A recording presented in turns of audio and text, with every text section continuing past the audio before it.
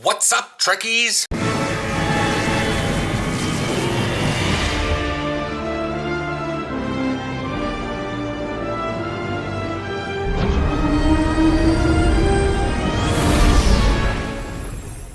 Hi, so let's see, what do we got for news here?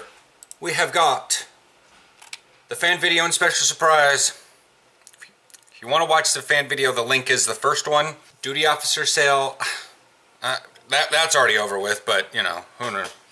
I've been doing my breach, which I have some issues with that one, but we will get into that one after I talk about something that I am also not too terribly pleased with, because in a weird way, I'd like to have Cryptic keep something sacred. So apparently the R&D promotion is back. However, it's not the Anorax this time. It is the Enterprise J, for Starfleet at least. And then the Klingon and Romulan counterparts. There's no stats on them. Obviously, I'm going to put here on the screen what the R&D pack will have in it. It's, you know, it's an R&D pack. They always constantly bring it out with a new ship, and these ships aren't going to be very, very common because R&D packs are, because it's rare amongst the R&D packs as is.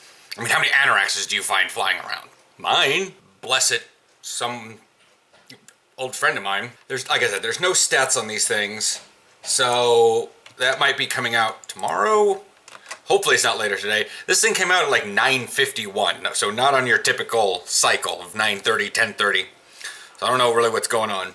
It's only for PC, which sucks. But the thing is, like, this ship, and I'm looking at this thing on the very top part, and it's right next to, you know, and I think this shows it from Battle of Procyon 5, where it's got some ships next to it. I really hope it's not that. I mean, I get it, it needs to be that big, but the Enterprise J is so big. Gonna dock this thing in a starbase? I can say the same thing about the Anorax too. Now that I'm flying my Vesta, it is so big. But it's like, the Enterprise J is just so big, like, if you're to take it into the breach, you're gonna be nearly as wide as that canyon part, which nobody does anymore. Like, they could have taken it out. As much as fun as I like that section, no, nobody does it anymore. At least they're not able to do it anymore. Like, was it yesterday I sat back because I noticed a build up throughout the, well, since Thursday. Nobody did it. You know, it was just like, I sat back on Monday and I alt-tabbed, and I waited for someone, because I watched on Sunday when someone raced ahead, like full engines, they evasive maneuvered, they self-teleported through the cluster area so they can get to the next one and race ahead. And I just watched them as they raced ahead, as the four of us went to each section and tried to take out all the various things, and we got up to like 21%, but the person zipped around to the other side and started attacking the breach. And I was like, so Monday I just sat at the very beginning. I didn't even fly in the canyon. I was like, whatever. And then I had like I activated full impulse and, you know, didn't have my throttle up. And then when the breach thing blew up, I flew through it. And I'm like, this is hindering people's fun. It's annoying. They're called, you know, back in the day when I was a child, so I was like 15. This was like 20 years ago. Man, I've been playing online games for a long time. Anyways, it was like they were called snurts. In Dragon Realms, we called them snurts. Now it's been backronymed as like snot-nosed, egotistical, rude teenager, but it's not necessarily teenagers, but it's a teenager mindset.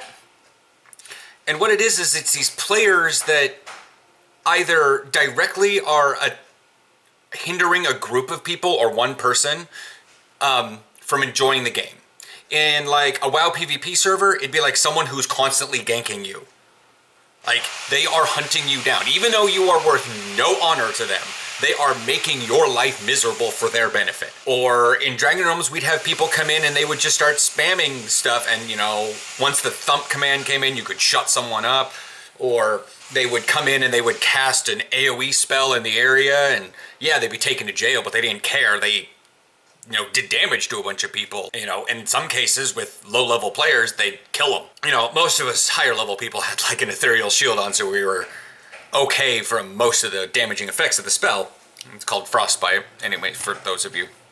But they would just Or like if I'm out hunting in like rock trolls or something, this person would come in and they just boom and they'd kill it and they're like, you're welcome, and they'd walk out.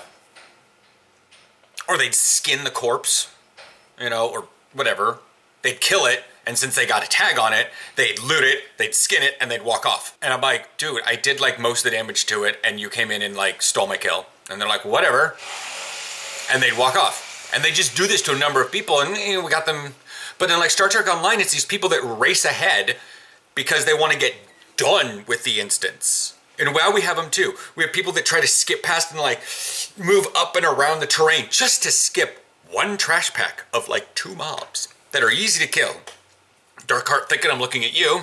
You know, this happens in like Infected Elite, where you've got 1 or 2 people that come down, they descend from the upper levels of DPS, and they come through and they smash everything up in like a minute 10. And they're like, well, that took too long. Well, you're welcome for the free marks, and then they leave.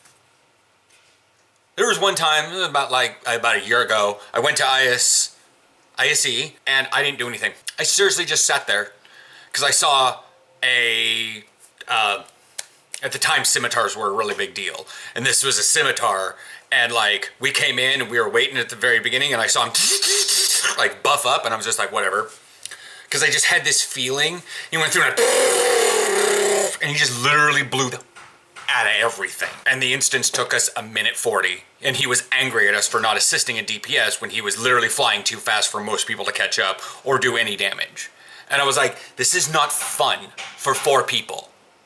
And then the person at the end who did this didn't really even have much fun, or they did have fun, and I'm not necessarily sure, but they were angry. And I'm like, is this a level of fun?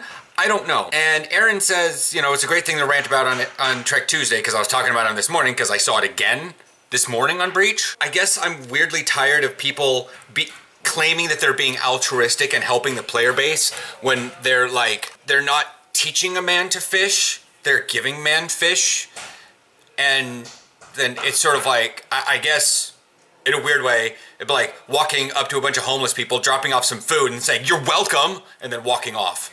Like you weren't grateful. They're like, what? You know, whereas like taking them, you know, giving them like a coat or something in case it's warm, but like food doesn't last that long. Maybe, you know, if you stretch it out, maybe a day depending on the food. But concept is there. The analogy was falling apart as I added more detail. But like today, the guy sped through, and